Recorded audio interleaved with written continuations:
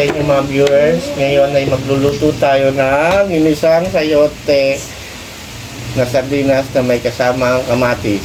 Ang kailangan lang masangkap ay sayote. Yan, binalatan ko na agad. Dalawang kamatis, sibuyas, bawang, saka sardinas.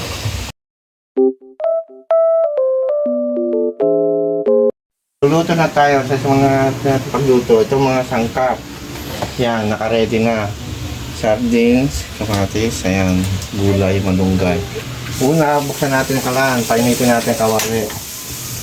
Yan. Pag mainit ang kawali, huwag tayong mantika. Okay. Pag mainit na ang kawali, lagyan natin ng mantika. Yan. Kaya kadami. Tingnan na lang. Yan, pwede na yan. Huwag yung damihan, punong-puno, mga konti lang ang mantika, mga beginners. Hintayin yung umusok. Okay, una natin ilalagay bawang.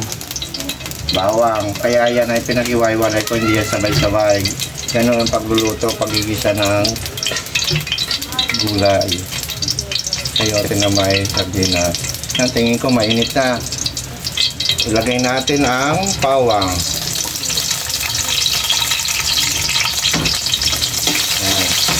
Yung cancel, ang para alam nyo kung pwede nang ihalo ang pangalawang rekado, yung nangingitim na, namumula na ang bawang sa silaw pa yan, parang bumango.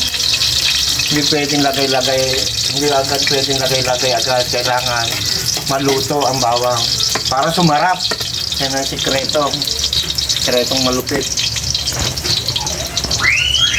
Mag-iiba ang kulay ng bawang, ibig sabihin naluluto na siya. Yan. Yan. Kita mo nang nangitim, nagba-brown, nagba-black. Yan. Ibig sabihin, naluluto ng bawang, bumabango na. Sumunod natin ay sibuyas.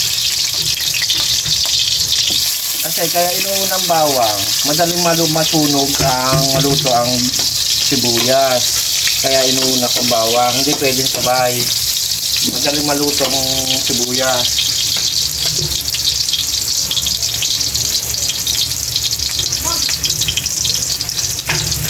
Yan, madali na. Pumula ang sibuyas. Sumunod.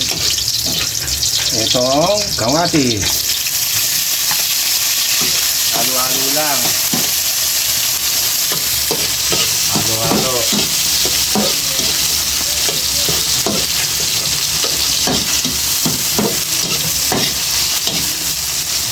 Nalimutan ko nga pala, asin. Hindi ko nasabi sa inyo anong rekado. Asin. Mga isang kutsarang asin. Yan.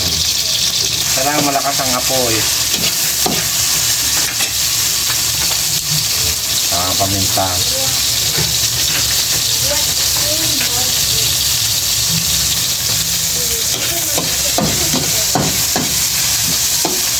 Okay, yan. Ang luto na, natunaw na yung kamatis. Dahil ilagay natin ang sayote. Yan. Kita nyo.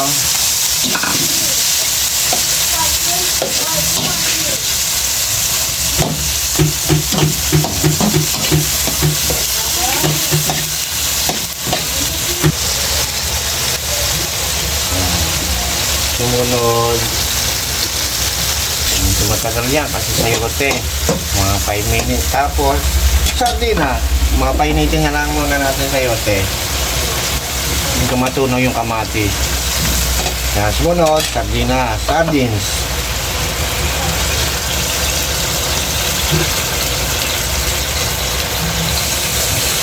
Ganyan lang haluan nyo ng isang tasang bato mangkok. Pulyaw na tubig.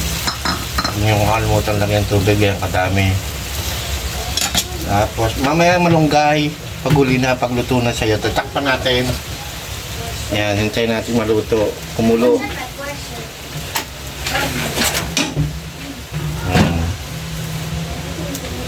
A few moments later. Kumulo na, luto na itong sayote. Ang uli natin ilagay ay malunggay. Madali lang maluto ang malunggay. 1 minuto lang, luto na yan. Yan, final na yan, final. Yan. Ito guys, ito makakatipid kayo, mura, masustansya, masarap. Tipid sa budget. Ay ulam na kayo. Kahit ito sa 5 tao. 4 o 5 taong pamilya. Tapos na, pwede na isanin sa pandiado. Patayin natin ha, huwag kakalimutan yung gasol. Salin natin sa hawak tayong patuloy para may mga namang yan, dito, salin natin, transfer. Masarap yan. Okay?